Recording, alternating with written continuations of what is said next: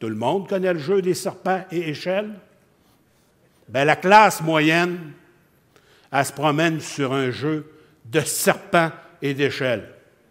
Elle essaie de se maintenir, peut-être même de monter de génération en génération. Il y a des moments où le jeu, bien là, il change. Quand j'étais flot, c'était une bonne période. Il y avait de plus en plus d'échelles. Mais depuis un bon bout de temps, on a l'impression que le jeu, il est truqué, qu'il y a plus de serpents que d'échelles pour le monde ordinaire. C'est fatigant, pas mal fatigant quand ça glisse tout le temps.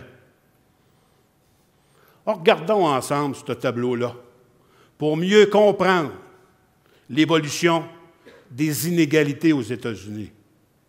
Ça nous montre la portion du revenu national qui va aux 10 % des plus riches aux États-Unis. Au début du siècle, les riches ramassaient une part toujours plus grande du gâteau. Imaginez, ça montait jusqu'à la moitié de toute la richesse dans les années 20. Ça a diminué un peu avec la crise de 29, puis ça a chuté radicalement en 49, en 40. Pourquoi? Quand tout le système s'est écroulé, avec la crise de 29, il a fallu un pacte pour s'en sortir. Ça a été le New Deal du président Roosevelt. L'État s'est mis à intervenir dans l'économie, à faire des programmes sociaux, à redistribuer la richesse. L'autre gros changement avec le New Deal, c'est la montée des syndicats. Il y a eu des lois dans les années 30 pour faciliter la syndicalisation. Les salaires des travailleurs, des travailleuses se sont mis à s'améliorer rapidement. Ça nous a donné la période qu'on appelle des 30 glorieuses, entre la fin de la Deuxième Guerre et le début des années 80. Ça allait bien. Les riches ramassaient plus tout. Puis les travailleurs, eux, avaient une part plus raisonnable du gâteau. Il y avait une sorte de pacte. Mais si on regarde notre graphique, on voit que ça s'est gâté au début des années 80. C'est reparti comme avant la guerre. On voit le même genre de tendance au Canada. Quand on regarde l'évolution des revenus des 1 % des plus riches, la seule différence, c'est que les riches ne sont pas remontés ici autant qu'aux États-Unis. Bien, il y a des raisons à ça. Il y a comme une tendance. Quand les syndicats sont présents, la classe moyenne ramasse sa juste part. Quand les syndicats reculent, la classe moyenne aussi. Les inégalités explosent. Sur ce graphique-là, on voit en rouge le déclin du membership aux États-Unis. En bleu, la part des revenus de la classe moyenne. Qu'est-ce que ça nous dit, ça? Quand les syndicats s'affaiblissent, c'est toute la classe moyenne qui écope. Par conséquent, je dois dire à tous ceux qui ne se sont pas présentés au travail ce matin qu'ils violent la loi. S'ils ne se présentent pas au travail dans les 48 heures, c'est qu'ils auront renoncé à leur emploi. Ils seront donc congédiés. Fin de cette déclaration. Le 2 août 81, le président des États-Unis, Ronald Reagan, a congédié 11 000 contrôleurs aériens. 11 000! Tout a basculé à partir de là. Le rapport de force venait de changer. Ça a été pas mal plus tough après ça pour les syndicats. Les salaires et les avantages sociaux des travailleurs ont arrêté de suivre la productivité. Les boss se sont bombés le torse. Le party a commencé pour eux dans les années 80. Ils ont gagné plus d'argent, plus de pouvoir, plus d'influence sur le gouvernement. Ils ont utilisé leur influence pour que le système fonctionne pour eux, pour qu'ils rapportent plus à eux. C'est comme si les patrons, là, ils avaient acheté l'arbitre, écrit les règles, puis lancé les dés. C'est qui d'abord entre nous, la classe moyenne? C'est du monde qui se disent ni riche, ni pauvre. Pas riche au point de ne pas être obligé de travailler, puis pas pauvre pour ne pas être capable de subvenir aux besoins de base de sa famille. C'est important, la classe moyenne, parce que ça entraîne tout le monde vers le haut. Bref, quand il y a moins d'inégalités, les gens vivent mieux. C'est juste mieux. Sur ce tableau-là, plus les pays sont vers la droite, plus les inégalités sont grandes. Plus ils sont hauts, plus leur population éprouve des problèmes sociaux. Les États-Unis sont presque après sortir de ce carré-là. Tellement c'est inégalitaire. Tellement qu'il y a des problèmes. Au milieu, la France. On retrouve le Canada. C'est beaucoup mieux que ce qu'on voit, par exemple, en Grande-Bretagne, en Nouvelle-Zélande, en Australie, tous des pays qui font partie du Commonwealth.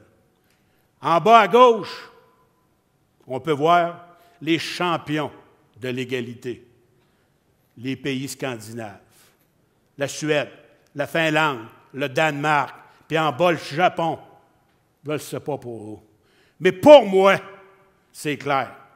J'ai bien plus envie de vivre dans une société égalitaire, où les gens sont plus en santé, où les enfants ont des chances d'améliorer leur sort, où le monde vit en paix.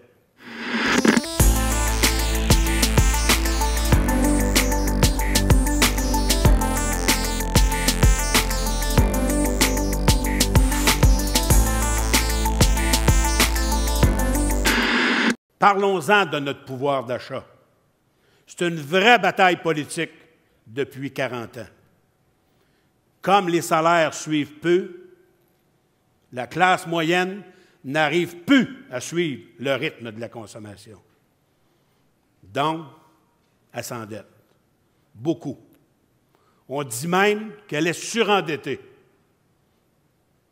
De 100 % en 2000, l'endettement est passé à 164 % l'an dernier. Un record. Tout notre système économique, il est basé là-dessus depuis 40 ans. La classe moyenne est étouffée. Mais elle veut suivre. Elle veut suivre à tout prix. Elle est même prête à échanger ses filets de sécurité sociale pour 4 piastres d'impôts en moins. La classe moyenne, elle a l'impression de perdre son pouvoir d'achat. Après ça, on se sent vulnérable. On se met à avoir peur. Peur de notre déclassement, de perdre notre emploi, de perdre notre statut social. Puis cette peur-là, ça peut s'illustrer par un très gros serpent dans notre jeu de serpent et d'échelle. Après, on se sent pas mal moins libre de nos choix. On se met à penser que fermer notre gueule, c'est la meilleure façon de garder ce qu'on a. Cet étouffement de la classe moyenne, cette érosion de notre pouvoir d'achat fait sortir le pire en nous. Il suffit de regarder le débat, ces régimes de retraite. Ils sont comiques, hein? Il suffit de regarder le débat, ces régimes de retraite, pour voir comment on fait monter les gens les uns contre les autres. à les écouter, les employés municipaux n'auraient pas droit à une bonne retraite, eux autres. Parce que la moitié de la population n'en a pas. Ils veulent qu'on se mange entre nous autres. Ils veulent qu'on demande nous-mêmes de démanteler notre outil le plus puissant, notre État. Ils ne veulent pas qu'on se rende compte que le problème, c'est parce que l'argent est dans les poches des riches. Moi, j'en veux des riches. J'en veux des riches. J'en veux plus. J'en veux beaucoup. Pourquoi personne qui parle de ça? Une réforme du BS. Il n'y a personne qui va descendre dans la rue pour défendre les pauvres riches. Je comprends. Mais sais-tu quoi? On sent mal il devrait descendre dans la rue. Notre système crée ces gens-là. Notre système crée cette paresse-là, cette lâcheté-là. Moi, j'en veux des riches. Tous les gouvernements, ou à peu près, depuis la nuit des temps au Québec, nous disent toujours en campagne électorale qu'ils vont maîtriser ça, la taille de l'État. Tous les itinérants, tout le monde dans la rue, t'es prends. Pogne une pelle, ramène ça en arrière, monte-moi ça dans le nord, installe-moi ça là, t'as la paix, t'en as plus. Il y a 10 ans, au Québec, il y avait 275 organismes publics et parapublics. Après avoir fait sa réingénierie, aujourd'hui, Jean Charest nous en propose 513. Hey! J'en veux des riches. Le cancer au Québec, il vient de où, hein? Il vient beaucoup des syndicats et de la mainmise que les syndicats ont sur les dépenses publiques et la façon dont on organise les services et dont l'État est organisé. Je pense de plus en plus que nous sommes une république de bananes irresponsables. C'est un cancer, les syndicats au Québec actuellement, quand il y a de l'abus comme ça. Vous avez un pouvoir disproportionné. Vous êtes débarqué dans la rue. Le drame avec les syndicaleux, c'est qu'ils se réfugient toujours derrière les gens pauvres. J'en veux plus. J'en veux beaucoup. Hey! C'est un pouvoir disproportionné de chantage. Merci Et beaucoup. négocier avec les syndicats, c'est céder. Rien d'autre que ça. Ça, c'est écœurant. Écœurant de dire des affaires de même. À longueur de journée, ils nous montrent les uns contre les autres. Les fonctionnaires, ben, ça devient des gros durs. Les syndiqués, des privilégiés. Les pauvres, des paresseux. Puis les riches, ce pauvre monde-là, les pauvres riches, ils essayent juste de faire de l'argent, eux autres. Ces riches-là, ils ont deux obstacles devant eux. L'État, la première. La deuxième, les syndicats. L'État, parce que c'est l'arbitre du jeu économique. C'est normalement l'État qui fait respecter les règles, qui répartit la richesse, qui offre des services publics, qui garantit l'égalité des chances, qui protège les gens avec son filet social. Leur deuxième ennemi, c'est les syndicats, parce qu'on négocie dans chaque milieu de travail, pour une plus grande part de la richesse pour les travailleurs. On tire vers le haut l'ensemble des conditions de travail. Si on veut reprendre le jeu des serpents et d'échelles, ils essayent de nous convaincre de prendre une échelle en nous cachant que c'est un serpent.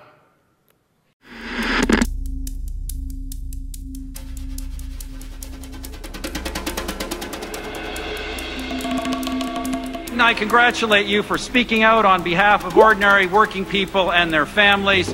In fact, our government is modernizing and broadening our free trade agreements to further benefit hardworking Canadians. Les vrais gens qui payent de l'impôt, c'est nous, les Canadiens. Sadly, the Liberal leaders' high tax agenda will stall our recovery, kill jobs, and hurt ordinary, hard-working Canadians. Pour une famille moyenne, 2 adultes, 2 enfants, c'est 3 000 $ de moins par année. Every family of 4, an average Canadian family, has over $3,000 left in their pockets, Mr. Speaker. That would go under if they did not have access to hard-working individuals. Only our government recognizes that promoting free and open trade creates jobs and prosperity for hard-working Canadians.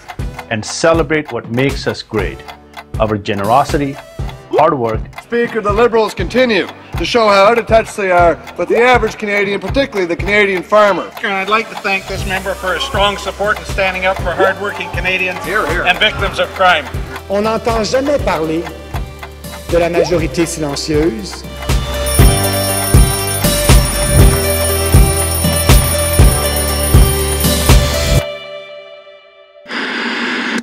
Ils disent-tu assez souvent qu'ils travaillent pour nous autres? Les hard-working Canadians, les gens qui travaillent fort. C'est nous autres, ça. On va étudier un petit peu ensemble leur dictionnaire. Quand tu utilises l'expression « gens qui travaillent fort » ou les hard-working Canadians, comprenez plutôt ce qu'ils veulent nous dire. Je veux appauvrir les travailleurs, puis je veux casser leurs syndicats. Quand ils nous parlent aussi de transparence, c'est une restriction à l'action sociale et politique des syndicats. Quand ils nous parlent de vote secret, comprenez que c'est une entrave à la syndicalisation. Quand ils nous parlent de droit au travail, comme dans les États Right to Work. Comprenez que c'est le droit au travail à rabais. Quand ils nous parlent des élections en 2015, ça, c'est notre dictionnaire. Il est le temps qu'on les sorte dehors.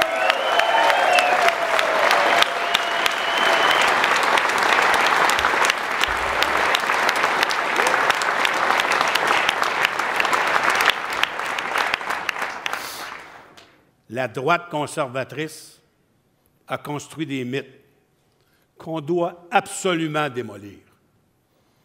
Premier mythe, quand on baisse les impôts des plus riches et des entreprises, ils créent plus de richesses. Hey, ça dort dans leur poche. Depuis 1970, le taux d'impôt fédéral des entreprises est passé de 40 % à seulement 15 %. 15 %. Deuxième mythe, il faut toujours bien créer de la richesse avant de la redistribuer. Bien, on n'arrive jamais au moment où ce qu'est vraiment redistribué, la richesse. Il y a toujours quelqu'un à quelque part qui a la main en dessous du matelas. Le 1 % des Québécois les plus riches accaparait 5 % de la richesse après impôt en 82.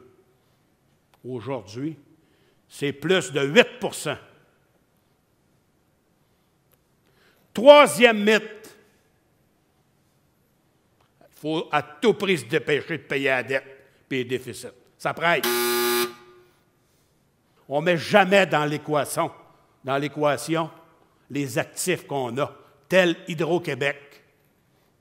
Couper dans les dépenses publiques à coup de chainsaw, ça fait juste perdre des jobs, ralentir l'économie, puis provoquer encore plus de déficit. Quatrième mythe, le principe de l'utilisateur payeur. On est tous bien contents des baisses d'impôts. On s'imagine toujours que c'est les autres qui sont les utilisateurs payeurs. Bien, l'électricité coûte un peu plus cher. Les frais de scolarité nous rentrent dedans. La santé à 2 vitesses nous coûte cher. 5 000 piastres de plus pour envoyer 2 enfants à la garderie. On perd sa job, on n'a plus d'assurance emploi. Puis ça se retourne toujours contre nous autres, cette histoire-là. Ça fait longtemps que la droite attaque l'État. Mais depuis un bout de temps, la droite a choisi une nouvelle cible. Les syndicats. Alors, regardez, ce sont les États Right to Work. En rouge, il n'y a aucune formule REN. Pour un employé cotisé, payer sa cotisation syndicale, c'est un choix. Pour le syndicat, lui, il n'y en a pas de choix. Lui, il doit représenter tout le monde, sans exception. C'est là que les conservateurs fédéraux veulent nous emmener. Dans tous ces États-là, les conditions de travail sont moins bonnes. Le salaire annuel moyen dans ces États-là est plus bas de 7 000 $ par année. Il y a moins d'assurance maladie. Plus dur de négocier des régimes de retraite payés par l'employeur. 53 % plus de décès au travail. 53 %. Vous ne me croyez pas, hein? C'est vrai. Quand on coupe un syndicat, on joue avec la vie du monde. Quand Harper menace notre formule REN, c'est justement ça qu'il veut nous faire. Dans le fond, c'est quoi qu'on essaye de dire aux travailleurs? Bon, fermez-la. Fermez-la. Mêlez-vous pas de politique. Mêlez-vous pas de la société. Contentez-vous de négocier. Non, vraiment. Vraiment. Les argumentaires de la droite, qu'elle soit libérale ou conservatrice, nous conduisent à une spirale. Une spirale qui nous entraîne vers le fond. Comment qu'elle tourne, cette spirale-là? C'est bien simple. Des politiciens se font élire sur la promesse de couper dans les services de l'État, sous prétexte qu'on n'a plus le moyen. Leur compression, ça entraîne d'autres pertes d'emploi. Les pertes d'emploi, ça ralentit l'économie. Puis le ralentissement, ça finit par nous affecter, nous autres aussi dans le privé. Ça entraîne d'autres pertes d'emploi, puis des problèmes sociaux. Puis finalement, il y a moins d'argent dans le coffre de l'État. C'est drôle, hein? Fait que là, ce qu'on fait, là, bon, on nous propose d'autres coupures. Et là, ça recommence. Là, la roue continue. Elle tourne. Puis elle tourne. Puis elle tourne pour la droite conservatrice. C'est facile.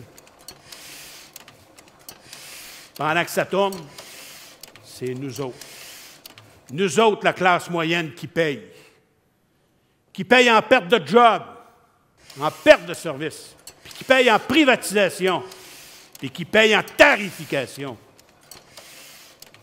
Mais on est capable d'arrêter cette roue-là. Le lavage de cerveau, il a assez duré.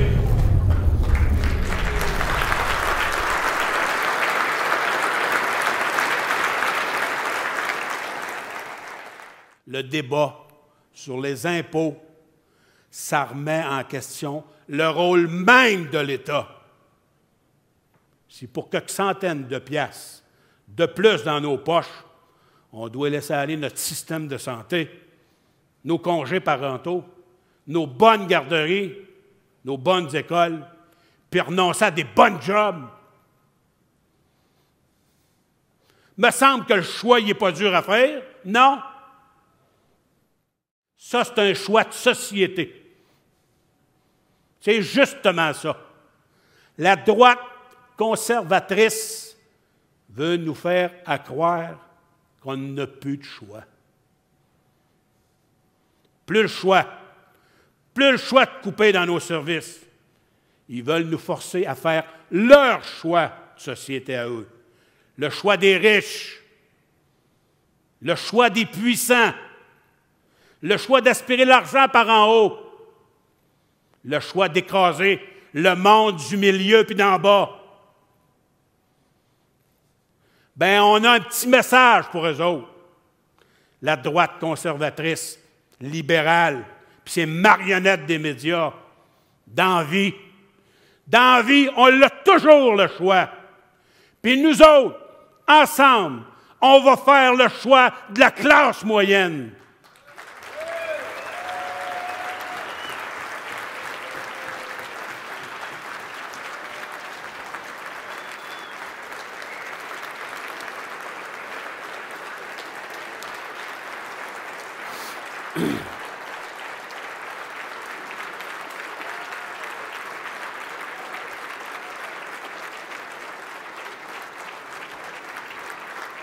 Ça va faire de siphonner l'argent vers le haut, de donner des cadeaux aux plus riches, de flatter le dos des entreprises qui ne créent pas une seule job, d'être à genoux dans les banques qui font des milliards de profits. Il va falloir arrêter les conservateurs en 2015. Si on laisse faire les conservateurs, ils vont nous rentrer dedans. Ça va changer notre société pour longtemps, pour des générations à venir. Si on ne le fait pas, qui va le faire? Si on ne le fait pas, les syndicats, les groupes progressistes, la société civile, les groupes sociaux, environnementaux, surtout, les gens de la classe moyenne. Qui va le faire? Les patrons, eux, ils sont organisés. Ils font du lobby à tous les jours auprès des gouvernements. Ils ont du pouvoir, ils ont de l'argent. Nous, on a le nombre. Nous sommes la classe moyenne. Nous autres, on peut la franchir, la montagne. Nous, on peut la franchir nombreux. J'aimerais qu'on dise aux conservateurs qu'on est prêt pour la faire, la bataille. La route jusqu'en 2015 commence maintenant. La lutte pour une société plus juste, c'est maintenant.